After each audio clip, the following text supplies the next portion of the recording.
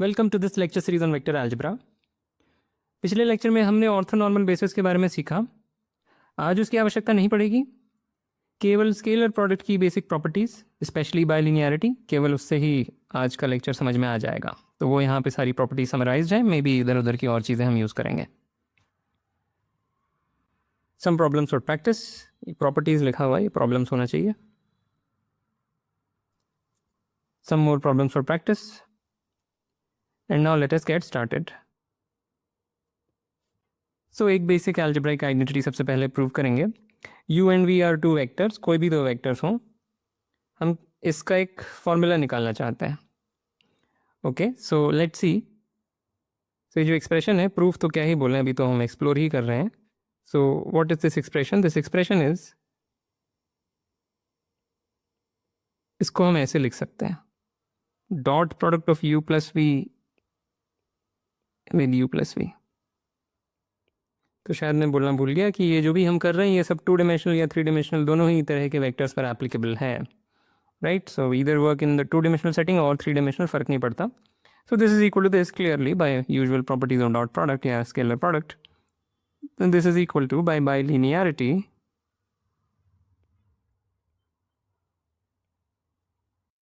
और फिर से एक बार बाइलिनियरिटी,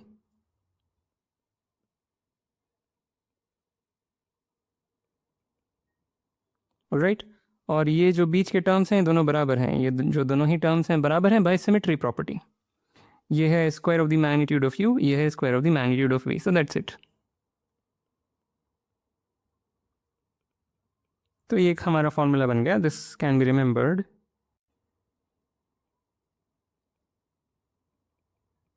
और ये एकदम वैसे फॉर्मूले जैसा दिख रहा है कि a plus B whole square का जो हम फॉर्मूला लिखते हैं, a square plus 2ab plus B square, बिल्कुल वैसा ही है। ओके, सिमिलरली अगर u and v are any two vectors तो इसका भी हम फॉर्मूला लिख सकते हैं, और ये कुछ नहीं है, दिस इज जस्ट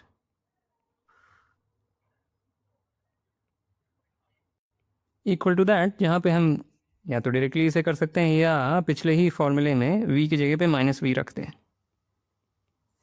पिछले फॉर्मूले में रखेंगे तो आ जाएगा। सो दिस इज एन एक्सरसाइज, ठीक है। पर इसका एक इंटरेस्टिंग एप्लीकेशन है। तो मान लें कोई भी पैरेललोग्राम है, ठीक है, और कुछ नाम दे देते हैं। Let's call this O, this is A, this is B and this is let's say D. तो कोई पैरेललोग्राम है और नोटेशन लेट्स से, या क्लेम कर देते हैं, क्लेम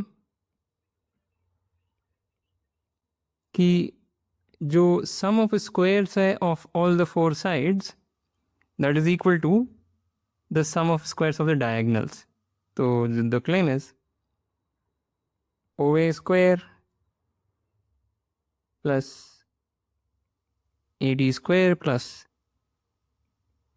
DB स्क्वायर, या BD लिख देता हूँ, BD square plus OB square, this is, we claim this is equal to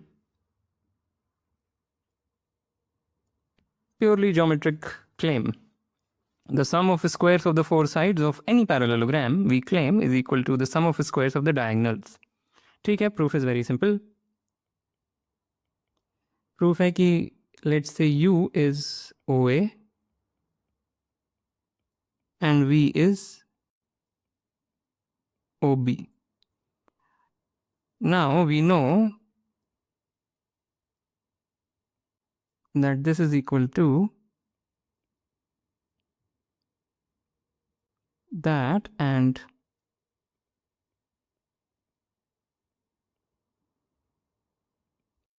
right. ये जस्ट जो दो चीज़ें हमने यहाँ लिखी हैं।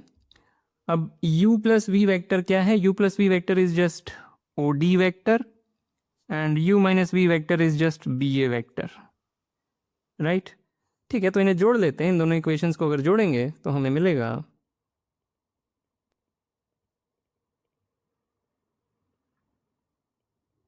ठीक है। पर जैसा कि अभी हमने बोला, this is OD vector and this is BA vector, so this is the square of the first diagonal, this is square of the second diagonal.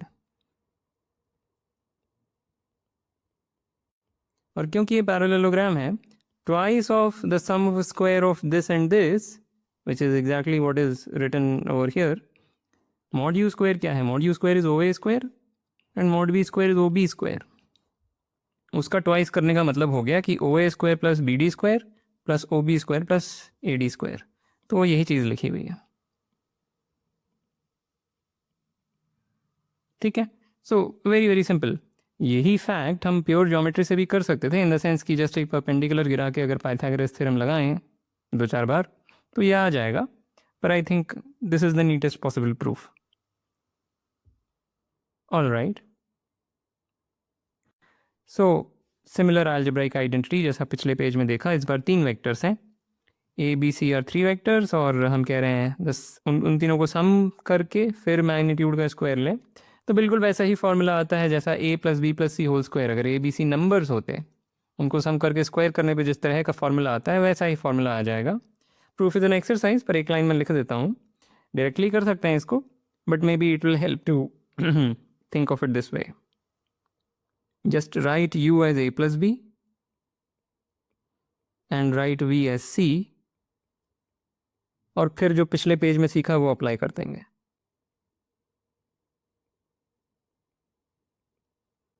Right, and then just use what we learned in the previous page. हो जाएगा, कुछ नहीं है, trivial बात है. और right, तो ये 2-3 फॉर्मूले हम याद रख सकते हैं और अब इलस्ट्रेशंस पर आ सकते हैं. पहला इलस्ट्रेशन, 3 वेक्टर्स हैं ए बी सी जिसमें कि इनका मैग्नीट्यूड हमें मालूम है इन तीनों का.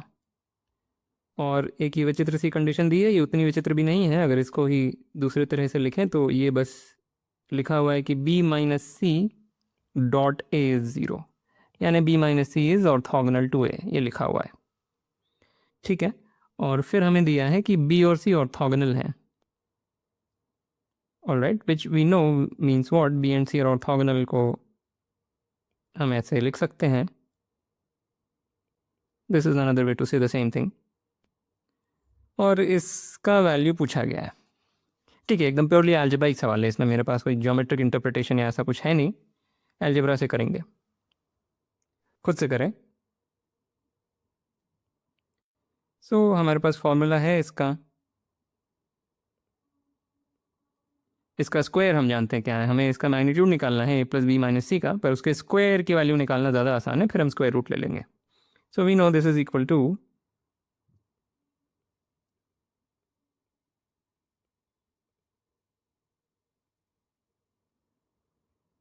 This, which is mod A square. क्या है मॉड ए स्क्वायर? हमें पता है 2 का square. Similarly the other numbers. Okay, plus B और सी ऑर्थोगोनल दिए, पर उसके पहले मैं एक लाइन लिख देता हूँ.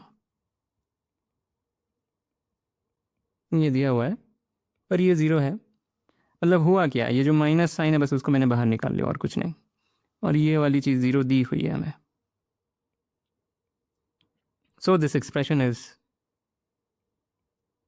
32 34 plus twice of this is nothing but a dot b minus c. ये जो चीज़ है with minus sign included is equal to this by bilinearity. पर ये हमें 0 दिया हुआ है प्रश्न में. ये चीज़ जो है this is exactly the same as saying कि a dot b minus C is 0. Okay, so yeah, so this gives us 34. So the answer is root 34 because हमने इसका स्क्वायर निकाला है. So the answer is root 34. या I hope कोई calculation mistake नहीं हो, check कर लीजिएगा. 32 प्लस नहीं, एक्चुअली 34 नहीं है, ये 36 है. So this is 36, therefore this is also 36. तो हुआ क्या, ये जो चीज़ है ये 36 है, 34 नहीं है. और बाकी का तो हमने समझा दिया. This is 0 and the remaining 2 things become that. So actually answer is root 36 which is 6. Magnitude negative तो नहीं हो सकता, तो answer is not -6, it is 6. Okay, second illustration. यहाँ पे एक छोटी सी ट्रिक हम सीखेंगे, मामूली बात है पर फिर भी. 3 यूनिट वेक्टर्स दिए हैं, तो recall what is a unit vector. Unit vector का मतलब हो गया कि वेक्टर विद मैग्नीट्यूड 1। सो कैसे लिखूं? A vector whose magnitude is 1 is called a unit vector। पहले बताया हुआ था पर फिर भी रिकॉल कर ले रहे हैं। ओके और हमको पूछा है या पता नहीं क्या पूछा है। सो m इज दिस क्वांटिटी, ठीक है। हाँ, तो m डज नॉट एक्सीड, इनमें से कौन से नंबर से बड़ा नहीं हो सकता m। Okay, think about it. ठीक है, सो हम वही बेसिक अलजेब्रा अपना खेलेंगे इसके साथ। पहले m को थोड़ा सा इन ब्रैकेट्स को खोल करके, ब्रैकेट्स नहीं मतलब इन चीज़ों को एक्सपैंड करके थोड़ा समझेंगे m है क्या। और यहाँ पे ये बात भी यूज़ करेंगे कि A B C are unit vectors.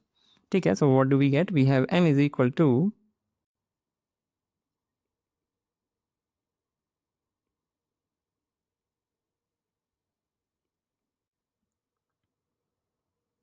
So this is equal to, formula use करेंगे। दिस इज, कोई स्टेप स्किप नहीं कर रहा हूँ। ये चीज़ आएगी सिमिलरली दी अदर टर्म्स, वो मैं लिखूंगा, पर पहले इसको थोड़ा सा समझ लेते हैं। इसको हम सरल बना सकते हैं। तो ट्वाइस ऑफ b का magnitude is twice of the magnitude of b, पर उसका भी स्क्वायर किया हुआ है। तो we can write this thing as 4 times magnitude of b। I hope you understand this. और ये जो 2 है इसको हम बाहर निकाल सकते हैं by linearity. So instead of this 2 we can just write a 4 over here. ठीक है, so we get this. Just make sure you understand this step. और हम बाकी के एक्सप्रेशंस भी फिर ऐसे लिख सकते हैं। So this is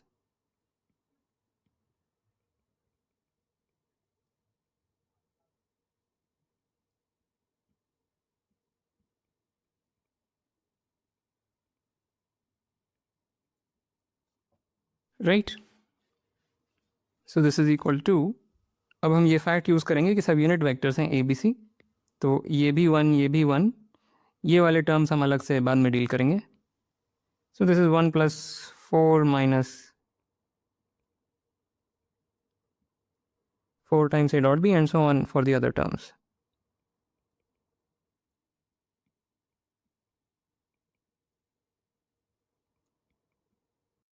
all right, which is 15 minus 4 times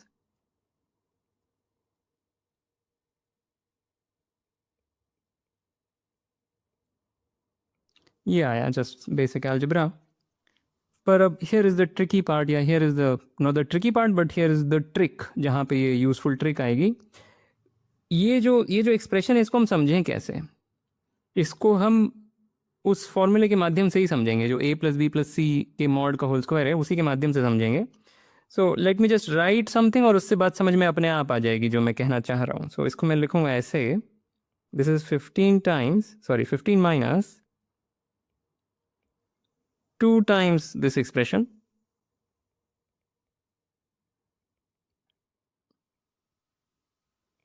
okay, पर इसको हम ऐसे लिखेंगे, instead of writing it this way we will write it, we will add and we will subtract this thing।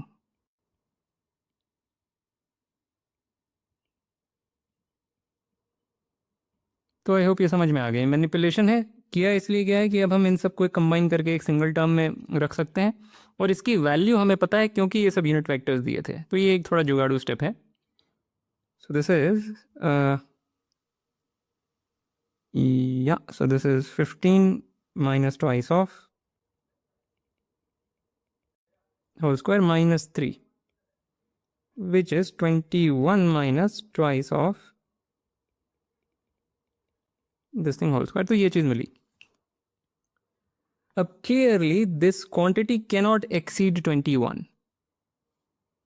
सो ये तो क्लियर हो गया कि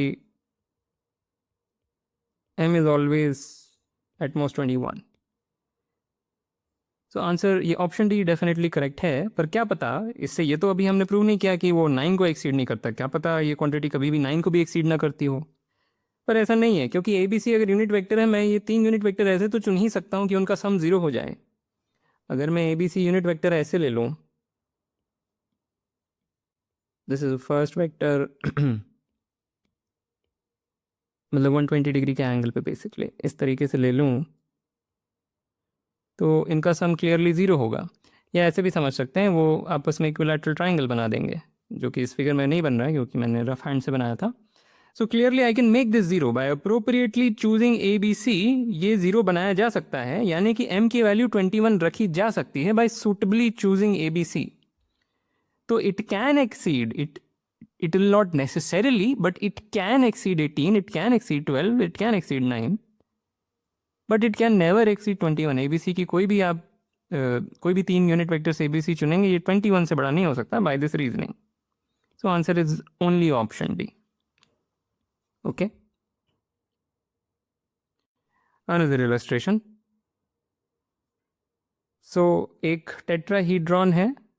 टेट्राहीड्रॉन यानी कुछ नहीं होता, जैसे ट्राइंगल होता है प्लेन में, वैसे ही टेट्राहीड्रॉन होता है।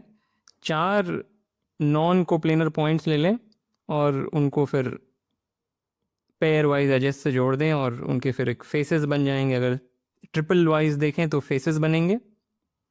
इन 4 फेसेस से बाउंडेड जो फिगर है उसको टेट्राहीड्रन बोलते हैं। I hope you can imagine, visualize कर सकते होंगे। ओके, नहीं तो गूगल कर ले, समझ में आ जाएगा टेट्राहीड्रन क्या है।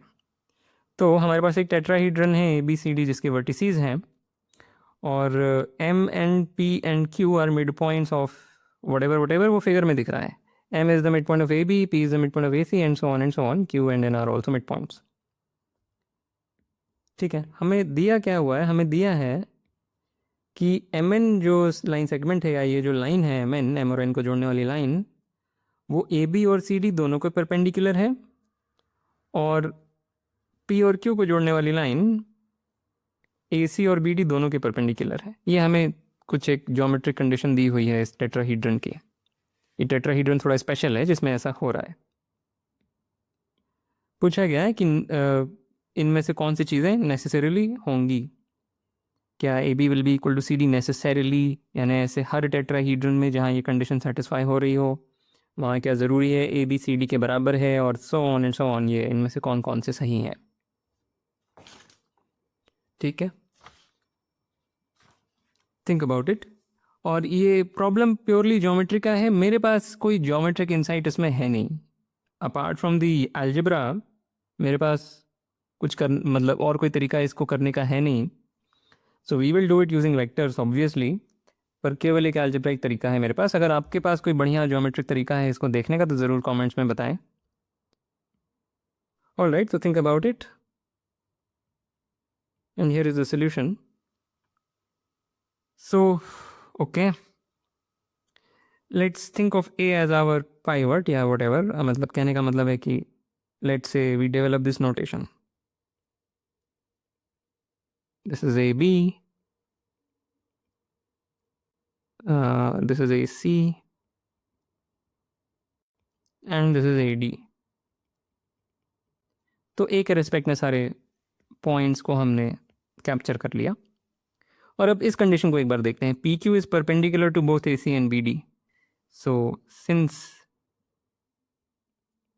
पी क्यू, वेल पहले P और Q की भी बात कर लेते हैं। So let P be equal to this vector and Q be equal to this vector. Similarly M and N आएंगे उस पर ज़रूरत पड़ी तो। And now since PQ line is perpendicular to AC, we have this dot product is 0, right? This is exactly what it means। मतलब PQ and AC are perpendicular का मतलब exactly ये है। तो हम कोई information loss नहीं कर रहे हैं जब उसे vectors में लिखा same चीज़ को। It's capturing the entire thing fully। So we have this, but what does this mean? अब PQ वेक्टर हम लिख सकते हैं, PQ वेक्टर, हाँ। सो P was AP वेक्टर, पर हमें ये भी तो पता है कि P was the midpoint of the side AC। So we also know by midpoint formula, we know P is nothing but half of, well, P is C by 2 actually. And what is Q? Q is the midpoint of BD. B और D का midpoint Q है, तो हमें B और D का अगर position vector या मतलब the position vector of Q with respect to A is half of the sum of position vectors of B and D with respect to A. This is the midpoint formula. So we get this is B plus D by 2. Okay, so now coming back. So यहाँ से हमें मिला कि Q minus P dotted with C.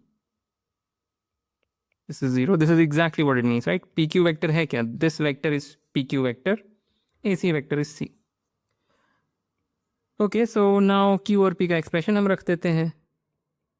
Q और P का जो expression है वो रखेंगे तो we will get B plus D minus C divided by 2. Yeah, this is Q minus P. This is equal to 0. पर ये हाफ फालतू में यहाँ बैठा हुआ है क्योंकि ये चीज़ 0 है. By bilinearity we can remove this half. So maybe I'll do this here itself. कोई बुराई नहीं है इसको हटाने में. Okay, we have this.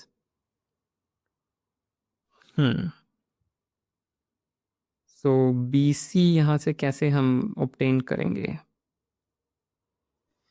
Okay, anyway, so PQ is perpendicular to AC से ये मिला. Similarly, we have PQ perpendicular to BD. PQ is perpendicular to BD, तो उससे भी हमें कुछ मिल जाएगा. So we get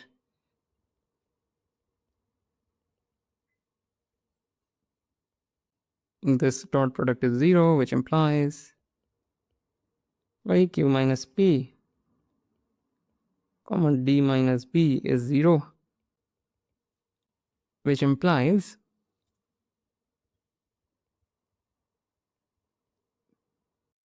this is 0. So ये जो दो conditions थे कि PQ is perpendicular to AC and PQ is perpendicular to BD is exactly these two things. एक ये वाली चीज़ और एक ये चीज़. एग्जैक्टली वो दोनों चीज़ें कैप्चर हो गई. अब देखें इससे हम कर क्या सकते हैं. तो थोड़ी सी अलजेब्रिक ट्रिक है क्योंकि कोई ज्योमेट्रिक इंडिविजन मेरे पास है नहीं. तो हमारे पास ये दोनों चीज़ें आई. ये जो दो दो एक्सप्रेशंस हैं मैं इनको अलग से लिख लेता हूँ. ठीक है, अगर इन्हें जोड़ें, पता नहीं जोड़ने से काम हो रहा था कि नहीं, पर सोचना पड़ेगा फिर से. सो लेट्स सी, या लेट्स ऐड देम. ऐड करने पे मिलेगा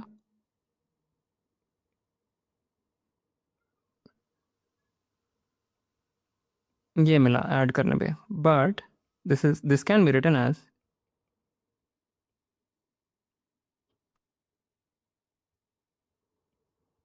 ऐसे लिख सकते हैं, और जो लेफ्ट साइड है उसको भी थोड़ा सा डिफरेंटली लिख देते हैं. ठीक है, ऐसे लिख सकते हैं. एक ब्रैकेट और लगा देंगे तो और समझ में आएगी बात मैं क्या करना क्या चाह रहा हूँ. ठीक है, so this is what we get. हाँ, सो दिस इज 0, मतलब ऐड करने पे हमें मिला था ये 0 है और ये भी 0 है. राइट, इन दोनों को जब ऐड किया तो क्योंकि ये टर्म सेम ही है तो ये दोनों बस ऐड हो जाएंगे by linearity. So we get this equation, और फिर जस्ट थोड़ा सा रीअरेंज करके उसको ऐसे लिख दिया गया है. सो एक छोटी सी बात यहाँ मैं बोल देता हूँ.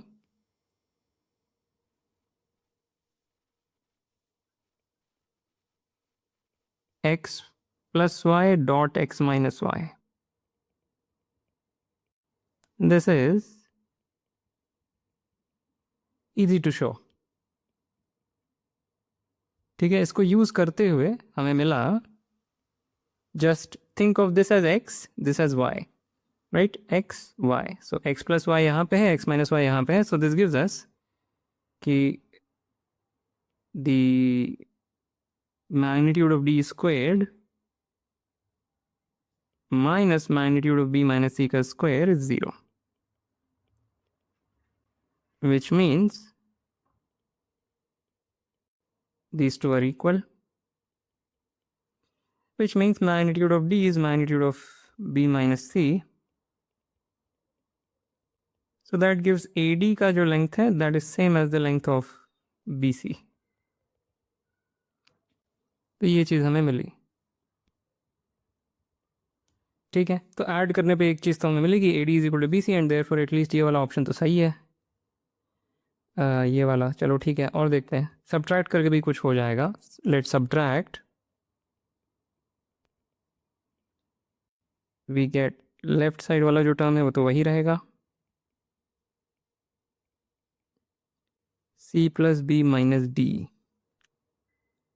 Not looking very promising, but maybe D minus C common आ रहा है, so yeah, maybe we'll get something. Let's see. So this is 0, पर इसको हम कैसे लिखेंगे? इसको हम लिखेंगे B plus D minus C, B minus D minus C, और फिर वही x plus y dot x minus y वाली बात. So we get mod B square minus mod D minus C square is 0, which implies mod B is mod D minus C, which means AB is CD. AB is CD. तो ये जो ये जो condition है कि PQ is perpendicular to AC and BD, इससे ये दोनों ट्रू हो गए. उसी तरीके से MN is perpendicular to AB and CD से ये दोनों भी ट्रू हो जाएंगे. So that part is an exercise. And yeah, hopefully ये बात एटलीस्ट एल्जेब्राइकली समझ में आई कि हुआ क्या है. छोटा सा मैनिपुलेशन है, मेरे पास कोई इसमें आइडिया नहीं है कि ये सब हम क्यों कर रहे हैं, कोई मोटिवेशन नहीं है ये करने का. थोड़ा सा just play around and you find it. Okay, अगला illustration. A B C 3 points हैं जो कि एक सर्कल पे लाई करते हैं. सर्कल का सेंटर O है और D दिया हुआ है ए बी का मिड पॉइंट. E दिया है सेंट्रॉइड ऑफ ट्राइंगल ACD. सो ये जो ट्राइंगल है इसका centroid is E. Remember centroid is the point of concurrency of the 3 medians. ठीक है, फिर हमें दिया है कि अगर OE और CD परपेंडिकुलर हैं, तो ये जो लाइन है OE और ये लाइन CD अगर परपेंडिकुलर हैं, फिगर में नहीं दिख रहा है परपेंडिकुलर, पर अगर ये परपेंडिकुलर हैं तो कौन से ऑप्शंस नेसेसरीली ट्रू हैं, इनमें से कौन सी चीज़ें नेसेसरीली ट्रू हैं. सोचें इस पर. Interesting question. Okay, so let's just write it down again. इसको मैं ज्योमेट्रिकली मुझे नहीं पता कैसे करेंगे, मैंने सोचा भी नहीं बहुत देर. Just let us just write this down in terms of algebra. ये जो बात है कि OE and CD are perpendicular, algebra में लिख देते हैं. So let's say again the most natural point जिसके रिस्पेक्ट में हम सारे पोजिशन वेक्टर्स लिखेंगे वो है सेंटर ऑफ द सर्कल. तो हमारी नोटेशन हो जाएगी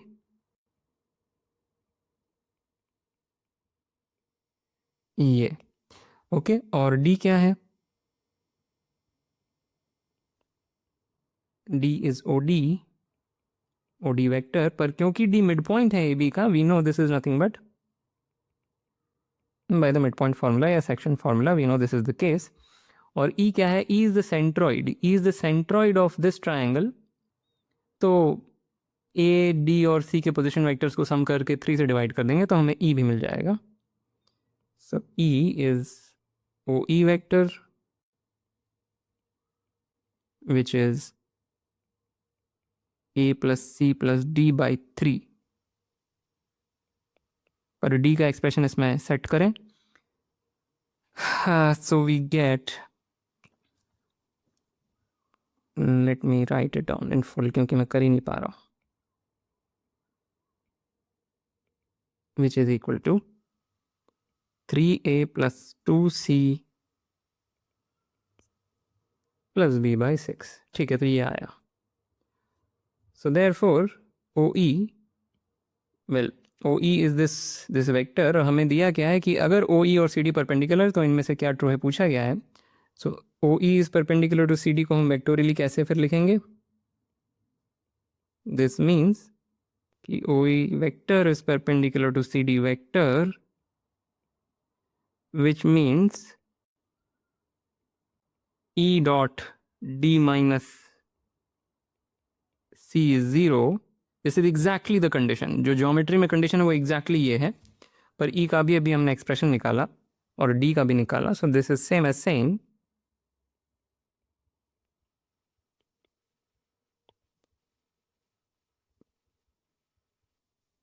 right. I hope everything is fine. ये चीज़ है। Okay, so this is same as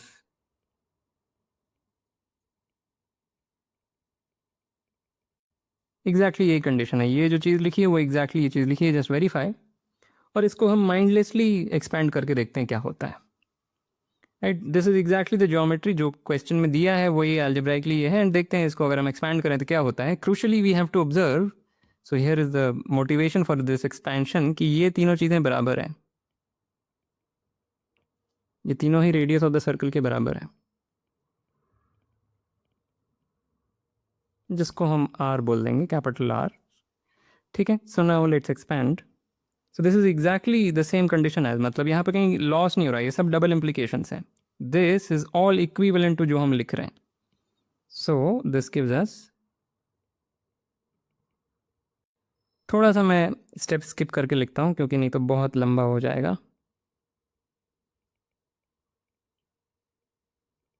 just by linearity use कर रहा हूँ। I just dotted the first guy, ये जो पहली चीज़ है इसको इन तीनों के साथ सेपरेटली डॉट करके लिखा, फिर इसको इन तीनों के साथ सेपरेटली डॉट करके लिखेंगे, जैसे हम मल्टीप्लाई करते हैं ब्रैकेट्स को, बिल्कुल वही चीज़ है। So the next 3 terms would be,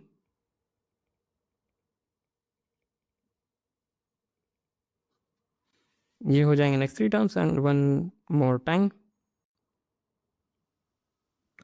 ये कुछ गड़बड़ लिखा हुआ है मैंने, this is not what I gate.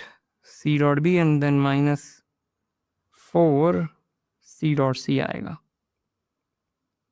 Right, this is getting hit by those 3 terms, तो ए बी और या करेक्ट ये आया। All right, so now this is mod A square, this is mod C square and this is mod B square, पर ये सभी के सब बराबर हैं और ये सब मिल करके गायब हो जा रहे हैं। But I will write the full thing.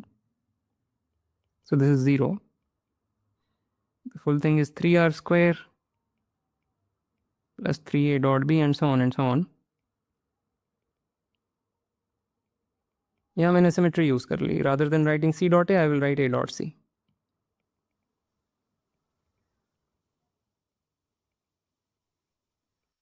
This thing is 0. So this is exactly the condition for the perpendicularity of OE and CD. पर जैसे कि हमने ऑब्जर्व किया ये सब कट गए, गॉन। और क्या क्या जा रहा है, ये इससे कट गया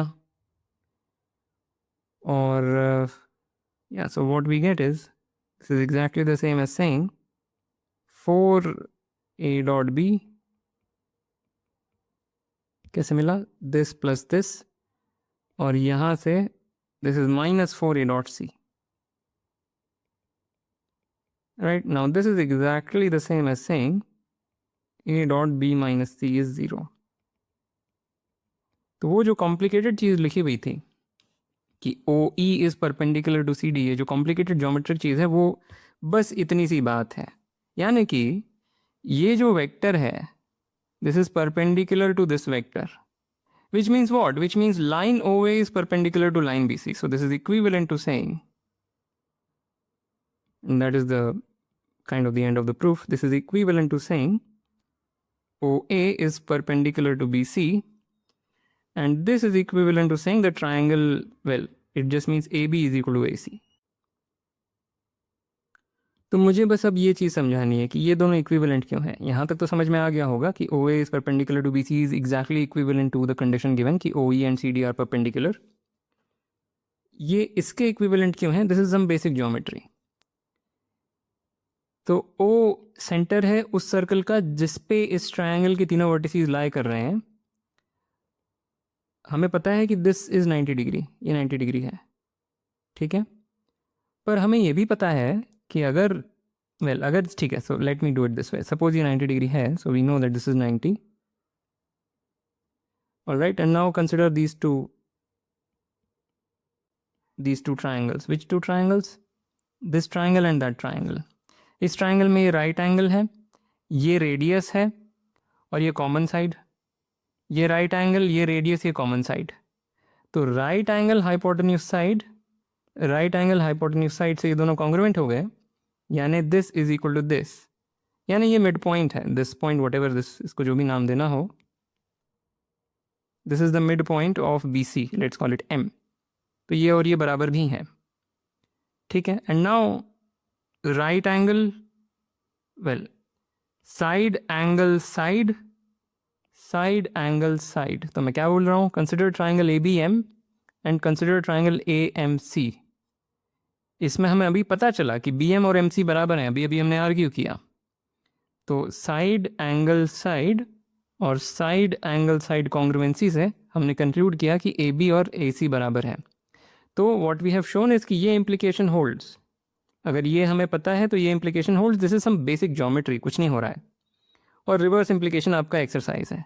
सो लॉन्ग स्टोरी शॉर्ट, ये जो कंडीशन है कि O E and C D are perpendicular is exactly equivalent to the condition कि A B and A C are equal. कमाल की बात, ये ज्योमेट्रिकली ये ऑब्वियस नहीं है, पर वेक्टर से कितना सरल तरीके से हो गया।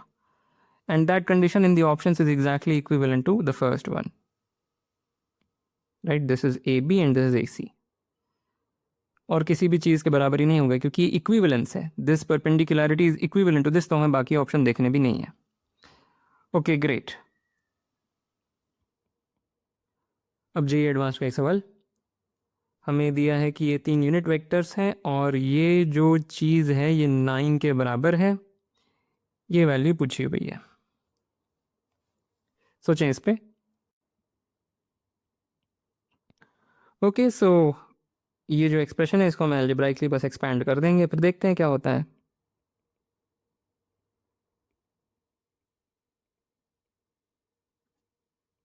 सो पहला टर्म ये दे देगा,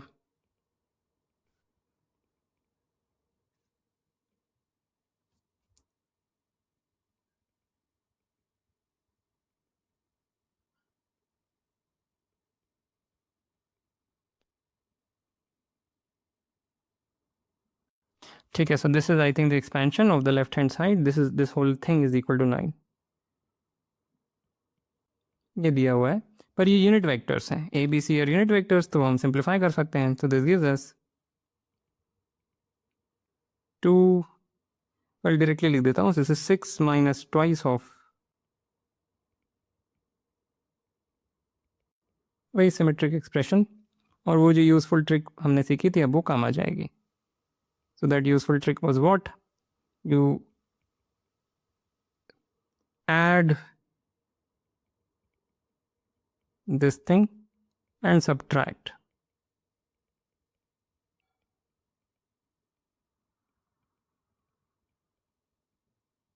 दिस इज इक्वल टू 9, ये हमें पता है, और ये हो जाएगा a plus B plus c के मॉड का स्क्वायर, और ये चीज़ 3 है क्योंकि सब कुछ यूनिट वेक्टर्स हैं, तो what we get is 9 minus this thing is 9, यानी कि mod of a plus B plus c is 0। ठीक है, so mod of a plus B plus c is 0 and this is exactly this condition, ये जो चीज़ लिखी हुई है। Okay but हाँ, तो अब यहाँ पे एक और चीज़ फिर हमें ऑब्जर्व करनी है, ये सब यूनिट वेक्टर्स है और इनका जो सम है वो 0 है। अगर इनका मॉड 0 है यानी ये वेक्टर्स का सम ही 0 है। सो दिस इम्प्लाइज कि a plus B plus c is 0। And now we can use some geometry. 3 unit vectors हैं जिनका सम 0 है, वो कब होगा? वो केवल तब हो सकता है जब वो ऐसे अरेंज्ड हो 120 डिग्री वाले एंगल पर। तो ये 120, ये 120, ये 120। इसी बात को अलजेब्राइकली भी कर सकते हैं। वी आर गिवन दिस, इसको हम ऐसे भी कर सकते हैं कि we can write it like a plus b is minus c. अब बोथ साइड मॉड करके स्क्वायर कर दें। लेफ्ट साइड क्या मिलेगा? लेफ्ट साइड होगा twice plus twice of a dot b, और राइट साइड में आएगा 1। So that gives us that a dot b is minus half. A dot b is minus half. Similarly, b dot c is also minus half and c dot a is also minus half. पर ये बात geometry से दिख रही थी। A dot b is minus half is simply because ये angle 120 है। अगर इसको ए बोलें इसको बी बोलें, ये एंगल 120 है तो a dot b is minus half, वहाँ से भी दिख रहा है ए मॉड बी कॉस 120, पर अलजेब्रा से भी दिखा दिया। And now if you know all these things, ये अगर तीनों चीज़ें पता हैं और mod A mod B mod सी भी पता है, तो इसका मॉड निकालना बड़ा आसान है। जस्ट स्क्वायर करना है, ये सारे डॉट प्रोडक्ट्स दिखेंगे, सबकी वैल्यूज़ हमें पता है, तो निकाला जा सकता है। मुझे नहीं पता क्या आएगा।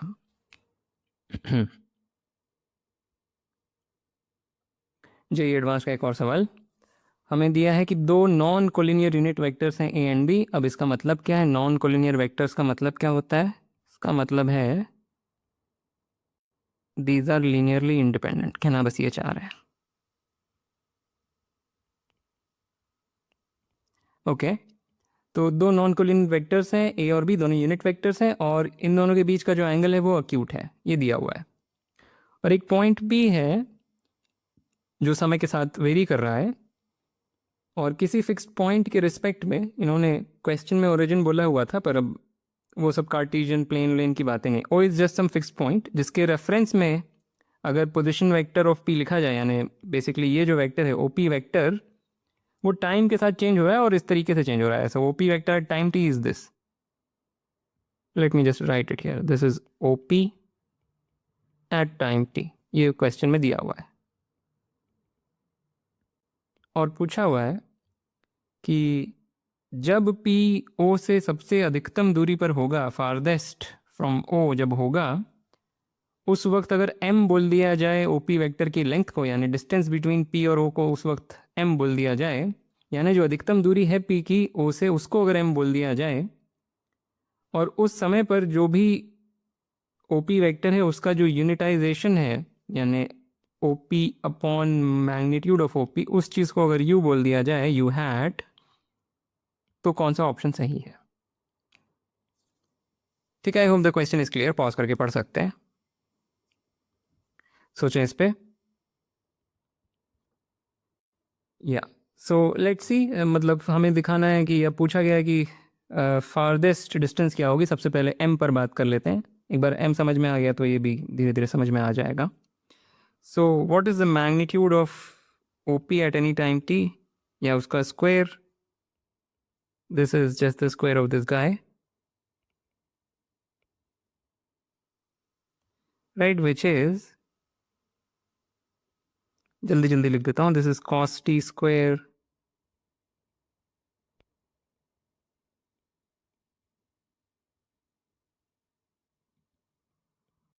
ये आया, विच इज, क्योंकि mod a hat is 1 mod b hat is 1, this is just cos square t plus sine square t,